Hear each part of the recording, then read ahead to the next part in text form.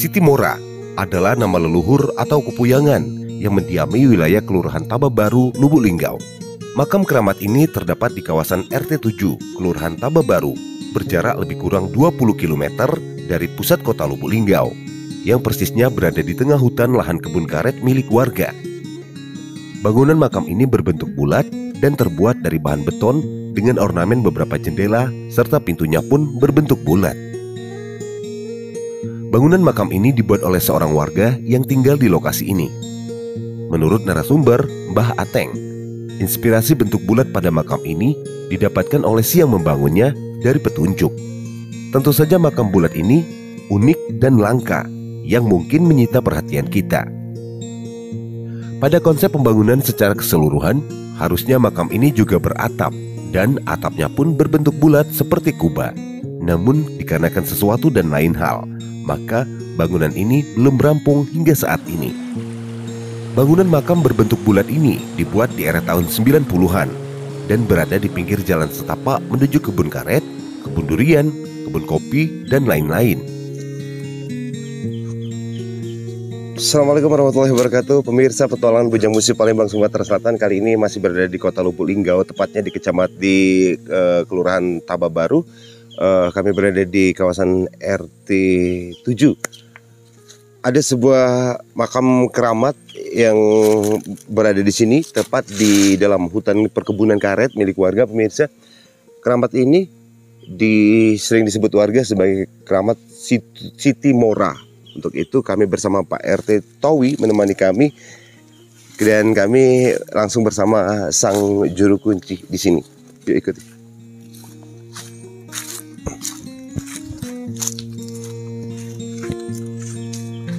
Nih pemirsa, sepintas kita melihat bangunan makam keramat ini berbentuk bulat presisi dengan artistik. Ada semacam jendela-jendela juga yang berbentuk bulat atau lingkaran seperti itu. Masih menjadi teka-teki, kita nanti bakal bertanya bagaimana kira-kira konsep dari bangunan ini. Bangunan tengah hutan ini cukup menyita perhatian ketika Anda berkunjung, mungkin melihat tampilan dari bangunan pemakaman yang terbilang tidak biasa seperti itu, pemirsa. Kebanyakan pengunjung berziarah ke sini untuk tujuan menjadi pegawai, kepemimpinan, maupun pertanian. Siti Mora adalah nama panggilan atau gelar saja, sedangkan nama aslinya adalah Putri Sendari. Pemirsa, kali ini kami sudah bersama lebih akrab disapa Mbah Ateng, ya Pak ya? Ya betul ya, Mbah Ateng dan Bapak RT, Bapak Towi. Kami masih ingat kemarin pernah menemani kami di Gua Rujuk. Ada rekan-rekan yang lain, Chandra dan juga Robi. Di belakang ada kameramen Rapes MH. Assalamualaikum ya kubur. Punten Pak, kepala mendiang di mana Pak? Sebelah sini Pak. Ini pemirsa, ini adalah kepala dan ini adalah kaki. Mbah Ateng, kalau diceritakan Mbah, mendiang ini laki-laki atau perempuan Mbah? Yang ini perempuan. Perempuan. Yang laki-laki saya. Oh, ada suaminya Pak. Yang laki-laki itu namanya Alimonot. Alimonot. Puyang Siti Mora dan suaminya Alimonot berasal dari Pulau Jawa. Dikisahkan setelah menetap di wilayah ini, mereka membuat sebuah bendungan atau tempat sungai yang bertujuan untuk memelihara ikan dan pengairan sawah. Cerita pembangunan tempat atau bendungan sungai ini seolah dibuktikan dengan keberadaan gundukan tanah memanjang di areal ini. Dia tuh ada yang jago sama sekali. Kalau orang sering kesini punten Mbak, buat apa biasanya Mbak?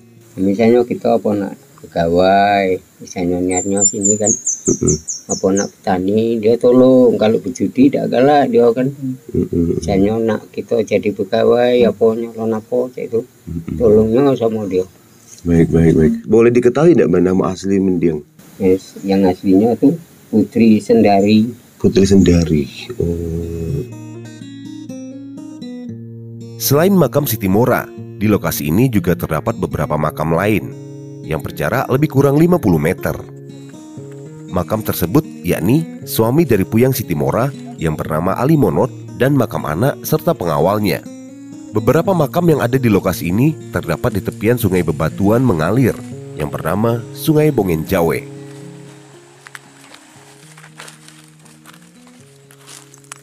Pemirsa, kalau kita nak menuju ke lokasi makam tuh sebelumnya kita bakal menemui gundukan tanah loh. Aku sebut dulu gundukan tanah. Gundukan tanah ini panjangnya dari situ sampai menuju ke sungai tadi.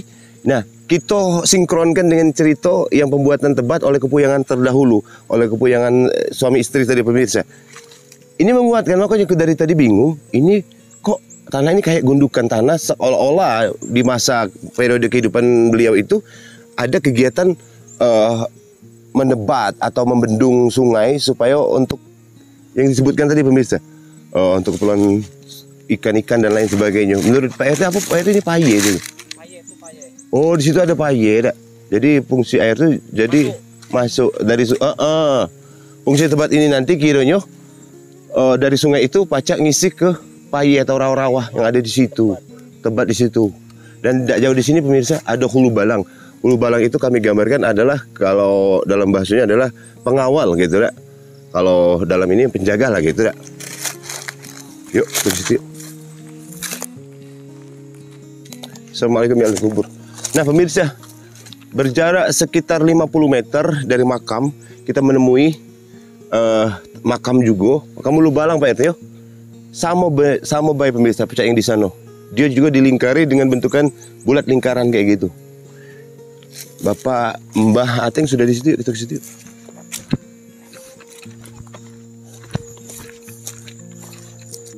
Anaknya. Oh.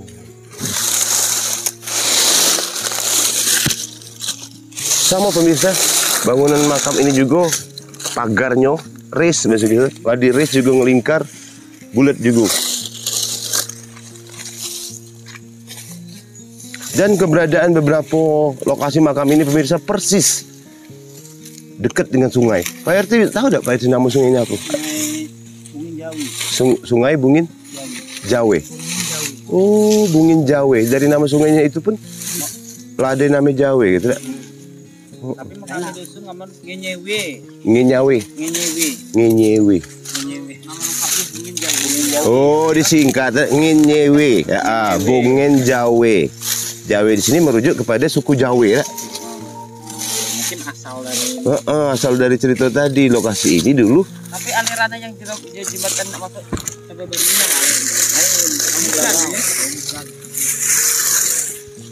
Sungai Bungen. kami sebut kan. Iya ya. Tuh yang tuh anak. Ya. Yang tuh yang hulu balang. Ya, yang tuh hulu balang. Oh. Batu menhir tegak ya, itu kan. Ini salah alami dak. Alami. Salah ulo aja kami. Bahasa kami itu kan. Salah tumbuh dewek, salah hutan. Oh, tidak jauh dari sini kami. Itu pemirsa. Ini anak Itu balang. Oh, anaknya juga. Oh, balangnya. Perempuan. Yang ini anaknya. Laki-laki. Laki-laki. Kalau ulu balang itu laki-laki.